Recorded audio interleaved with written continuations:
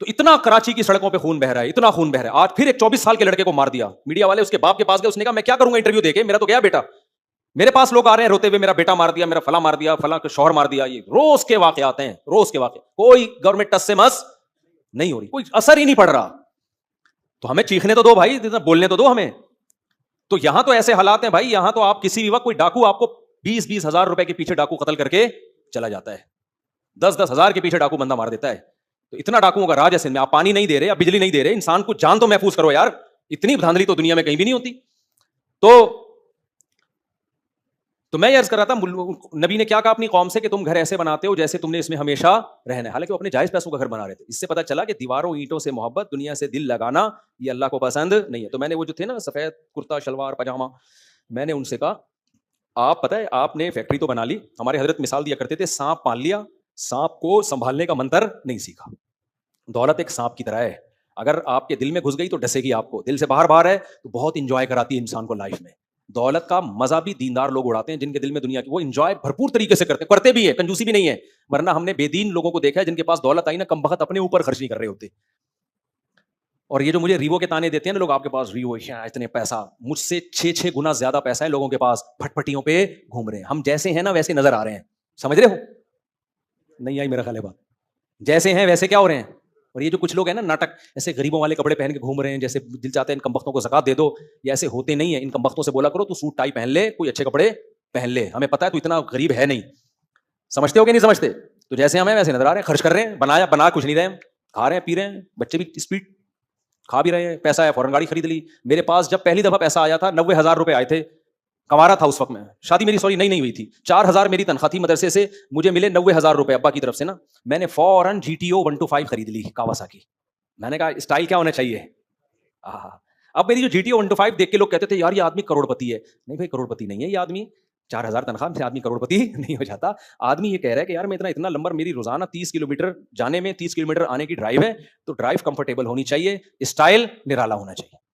تو وہ ایسی, پھر میں ساؤنڈ میکر کے پاس, آج ایک سیلنسر والا بندہ آیا ہوا تھا نا, کچھ لوگ ملنے کے لیے آئے, سیلنسر کا کام کرتے ہیں. مجھے اپنی GTO 125 یاد آ گئی. میں ساؤنڈ میکر کے پاس جا کے اس کا سیلنسر بنوایا کرتا تھا کہ جب یہ ایکسیلیٹر دوں تو ٹک ٹک ٹک کی آواز آئے اس میں سے. کاواساکی GTO سے آواز کیسی آتی ہے, ٹک ٹک کی, بڑی خوبصورت, مجھے آواز کی وجہ سے وہ پسند تھی. تو وہ جو آئے تھے نا سفید کپڑے, نیٹ کلین, میں نے ان سے کہا بھائی صاحب آپ نے دینداری کا گیٹ اپ بنا لیا, آپ کے دل میں دنیا کی محبت کے گٹر ابل رہے ہیں. ایک ہوتا ہے اللہ کی محبت کے چشمے, پانی کے چشمے ہوتے ہیں نا سوات مردان میں, کیسے خوبصورت لگتے ہیں. ایک ہوتا ہے ابلتے ہوئے گٹر جو انڈا موڑ پہ آپ کو جگہ, یہاں بھی ابھی دیکھیں آپ لوگ جو نماز پڑھنے آتے ہیں گٹر پھلانگ کے آتے ہیں نا, الحمدللہ گٹر کا پانی ہے, کیسا چشمہ خوبصورت بہ رہا ہے. بہتا پانی پاک ہوتا ہے لیکن یہ پھر بھی ناپاک ہے, اتنا گندا ہے, اتنا گندا ہے کہ بہ کے بھی ناپاک ہے یہ. تو میں نے کہا آپ کے دل میں دنیا کی محبت کے گٹر ابل رہے ہیں. میں نے کہا آپ فرض کرو آپ کی فیکٹری کو اللہ نہ کرے آگ لگ گئی, ابھی فرض کر لو, جو خطرہ ہے نا وہ فرض کر لو, آگ لگ گئی. ہمیشہ ایکسٹریم لیول پہ جاؤ گے نا, جیسے میں نے دوسری کی نا تو مجھے دھمکیاں یہ کر دیں گے. میں نے کہا بندوق لے کے سر پہ گولی مار دو, قتل کر کے کیما بنا کے کووں کو کھلا دو, میں کسی کے دباؤ میں آ کے طلاق نہیں دوں گا بس. تو میں نے ایکسٹریم پہ پہنچ گیا تھا نا, اور میں ذہنی طور پہ تیار تھا کہ جان سے مار دیں. وجہ اس کی ہے کہ مر جائیں گے, شہید ہو جائیں گے. اگر ہم بغیرتی کے ساتھ زندہ رہے تو سسرال کو کیا منہ دکھائے گا آدمی یار. وہ بولیں گے اچھا اس وقت تو بڑی باتیں کر رہے تھے, 4 شادیاں, ابھی سسرال کا دباؤ آیا تو فوراً طلاق دے دی. اس ذلت کی زندگی سے بہتر نہیں ہے کہ عزت کے ساتھ مر جائے آدمی. کیا خیال ہے بھائی, مرنا تو بعد میں بھی ہے, پہلے بھی, اور اتنا ہوتا نہیں ہے, کوئی مارے گا نہیں. لیکن ایک بات کر رہا ہوں کہ تو ایکسٹریم پہ جاؤ گے نا تو چھوٹی ٹینشن برداشت کرنا آسان. تو ہم تو ایکسٹریم پہ گئے ہوئے تھے, ہم نے کہا زیادہ سے زیادہ مر جائیں گے بھائی, تو ہم تو یہی ہوگا نا, مر جائیں گے, جیل چلے جائیں گے, 6 مہینے کی جیل ہے دوسری شادی کرنے پر اگر بیوی اجازت نہ دے کیس کرتے. ہم نے کہا چلو 6 مہینے جیل جائیں گے, تھوڑا قرآن, 3 دن کی ٹینشن جیل میں ہوتی ہے, 3 دن کے بعد عادت ہو جاتی ہے. بیزتی یاد رکھو فیل تھوڑے دیر کے لیے ہوتی ہے, اس کے بعد کیا ہو جاتی ہے, یوز ٹو ہو جاتا ہے آدمی. تو یہ انسان کو اللہ نے ایسی فلیکسیبلٹی رکھی ہے, ہر چیز میں یوز ٹو ہو جاتا ہے تھوڑی دیر. اللہ بچائے جیل سے, میں کوئی بڑی بڑی باتیں نہیں کر, قتل ہونے سے بھی بچائے اللہ تعالیٰ, لیکن ایک مثال دے رہا ہوں موٹیویٹ کرنے کے لیے. تو میں نے ان کو کہا, میں نے کہا آپ فرض کرو آپ کی فیکٹری کو آگ لگے گی, نہیں لگ گئی ہے, سارا پیسہ ہو گیا آپ کا برباد. میں نے کہا اب کیا ہوگا پتا ہے آپ کو, کہہ رہے بھائی ظاہر کام پہ لگیں گے نا وہ یہ باتیں سن کے. میں نے کہا اب یہ ہوگا کہ گیا سب کچھ گیا, آپ گھر میں آؤ گے منہ لٹکا ہوا ہوگا, بیگم سب برباد ہو گیا, سب سے پہلے یہ گھر بکے گا, کیا خیال ہے, یہی ہوگا نا. بیگم بولے گی نہیں, آپ بولنا ہاں, ٹینشن لو نہیں, ہمیشہ دو. ایسے موقع پہ چیخنا جائز ہے, दबाव में लेने के लिए। बोले बिकेगा, तेरा बाप भी इसको भेजने से, कि मैं खाना है ना पहले भाई, खाना ही नहीं है तो क्या करूंगा मैं।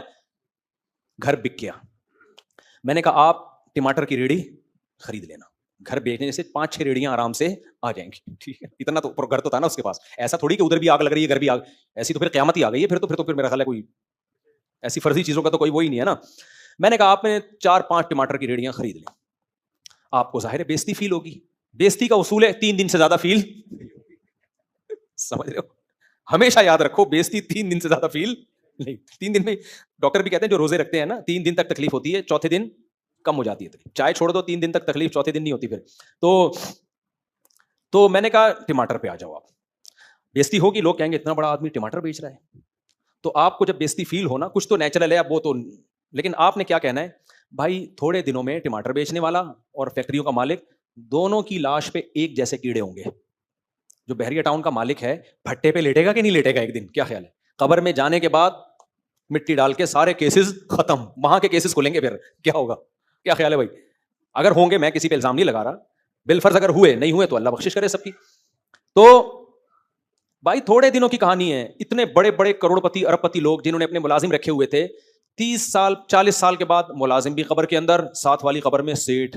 वहां फर्क पता चलता है कि कौन सी कब्र सेठ की है और कौन सी कब्र मुलाजिम की।